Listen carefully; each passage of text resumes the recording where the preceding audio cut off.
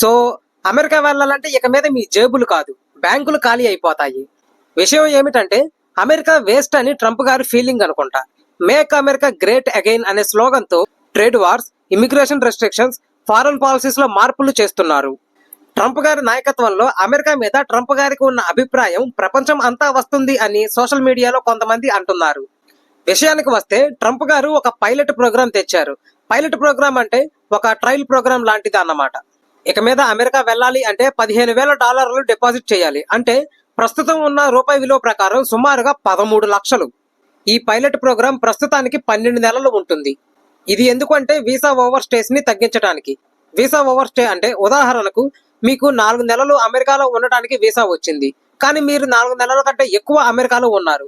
అప్పుడు దానిని visa over stay అంటారు. ఇది తగ్గించడానికే ఈ కొత్త పైలట్ ప్రోగ్రాం తీసుకువచ్చారు. ఏ దేశాలకు చెందిన వారు ఎక్కువ వీసా ఓవర్ స్టే చేస్తున్నారో ఆయా దేశాలకు ఈ ప్రోగ్రాం వర్తిస్తుంది. ఈ ప్రోగ్రాం ఆగస్టులో ప్రారంభమవుతుంది. ప్రస్తుతానికి ఈ ప్రోగ్రాం మలావి అండ్ జాంబియా దేశాలకు వర్తిస్తుంది. మెల్లగా ఇతర దేశాలకు కూడా అమలు చేస్తాం అని స్టేట్ డిపార్ట్మెంట్ వెల్లడించింది. కౌన్సిలర్ ఆఫీసర్ చెప్పేదాన్ని బట్టి $5,000, $10,000, $15,000 వీసా తీసుకునే వారు డిపాజిట్ చేయాల్సి వస్తుంది. మాక్సిమం $15,000. వాళ్ళ దేశానికి వాళ్ళు తిరిగి వెళ్ళిపోయేటప్పుడు ఈ డబ్బులు రిటర్న్ అయితే ఇచ్చేస్తారు, కానీ వాళ్ళ అన్ని రూల్స్ కరెక్ట్ గా ఫాలో అయితేనే. ఈ ప్రోగ్రామ్ B1, B2 వీసా వాళ్ళకి వర్తిస్తుంది. మీలో ఎవరైనా అమెరికా వెళ్ళాలి అని అనుకుంటున్నారా? ఈ వీడియోకి ఇంతే ఫ్రెండ్స్.